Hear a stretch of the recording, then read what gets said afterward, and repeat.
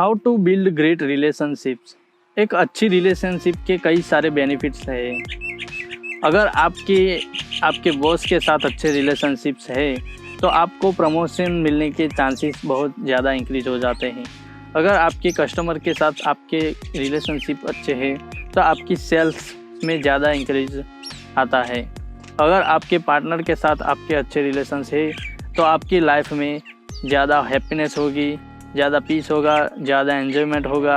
और इसी तरह सभी तरह की रिलेशनशिप्स में अगर सिंपैथी है तो कई सारे बेनिफिट्स होते हैं। How to build great relationship, उसके लिए एक यूनिवर्सल फॉर्मूला है जिसको अप्लाई करके आप किसी भी तरह की रिलेशनशिप को स्ट्रॉन्ग रिलेशनशिप बना सकते हो।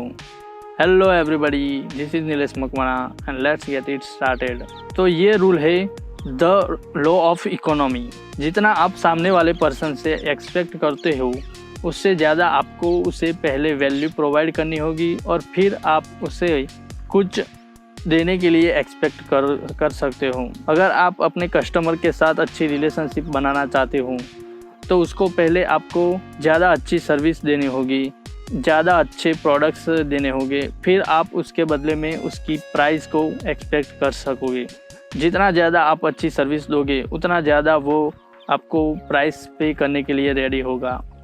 इसी तरह अपने बॉस के साथ अच्छी रिलेशनशिप बिल्ड करने के लिए आपको ज़्यादा अच्छी तरह से आपको काम करना होगा और आप जितना अपने बॉस से प्रमोशन एक्सपेक्ट करते हो उससे ज़्यादा आपको वैल्यू प्रोवाइड करनी होगी, तभी आप दोनों की रिलेशनशिप्स स्ट्रॉन्ग होगी। इसी तरह रोमांटिक रिलेशनशिप में भी अगर आप सामने वाले व्यक्ति से प्यार एक्सपेक्ट करते हो तो आपको भी ज़्यादा प्यार, केयरिंग और सिंपैथी दिखानी पड़ेगी। अगर आप कुछ देने के लिए तैयार नहीं हो तो आपको कुछ एक्सपेक्ट भी नहीं करना चाहिए। And this is the rule of economy. ये रूल नेचर के द्वारा बनाया गया है। ये रूल कोई मनुष्य ने या कोई व्यक्ति ने फाइंड नहीं किया है। ये रूल सभी के ऊपर एप्लीकेबल है यूनिवर्सली। अगर कोई इसमें बिलीव नहीं करता है तो भी ये रूल सभी के ऊपर वर्क करता है। ऑलमोस्ट सभी रिलेशनशिप्स एक बिजनेस की तरह होती हैं। पहले आप कुछ देते हो और फिर सामने वाला व्यक्ति भी आपको कुछ रिटर्न में देता है। अगर दो लवर्स हैं, गर्लफ्रेंड बॉयफ्रेंड्स हैं, तो उसमें किस तरह का बिजनेस होता है, लेट्स अंडरस्टैंड। लड़का लड़की को प्यार देता है और लड़का रिटर्न में भी प्यार को एक्सपेक्ट करता है। अगर ये बिजनेस अच्छे से नहीं चलेगा तो उन दोनों का ब्रेकअप हो जाएगा। And this is the business of love. जो लव कपल्स होते हैं वो प्यार, ऑनेस्टी, रोमांस, उन सब की लेन देन करके प्यार का बिजनेस करते हैं। तो उसमें दोनों को एक दूसरे को वैल्यू प्रोवाइड करनी होगी, तभी यह रिलेशनशिप आगे लंबे टाइम तक चल पाएगा। अगर कोई रिलेशनशिप में सेम वैल्यू प्रोवाइड नहीं करता है, एक दूसरे को सेम वैल्यू प्रोवाइड नहीं करता है, तो उन दोनों का ब्रेकअप हो जाता है। And this is the failure of love business.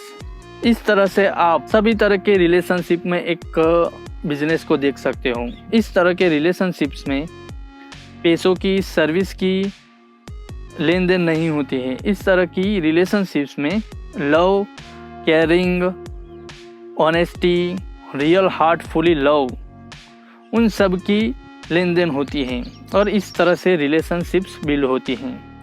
तो सभी तरह की रिलेशनशिप्स में सबसे पहले आपको सामने वाले व्यक्ति को ज़्यादा वैल्यू प्रोवाइड करनी है। वो वैल्यू लव के फॉर्म में हो सकती है, वो वैल्यू केयरिंग के फॉर्म में हो सकती है, वो वैल्यू कई सारे फीलिंग्स के फॉर्म में हो सकती है और वो सामने वाला व्यक्ति भी आपको उसी तरह की वैल्यू में रिटर्न में कुछ देता है। तो इस तरह से इस पूरी दुनिया की इकोनॉमी चलती है जिसमें डिफरेंट टाइप्स ऑफ वैल्यूज़ होती है, डिफरेंट टाइप्स ऑफ रिलेशनशिप्स में। बिजनेस में ज़्यादातर value money and services and products के रूप में फॉर्म में ट्रांसफ़र होती है और इस तरह से बिजनेसेस चलते हैं। Value is everything. You have to give value to someone if you want to get value from someone. So this is the rule of economy in relationship. This is Nilesh Makwana signing out until we meet again.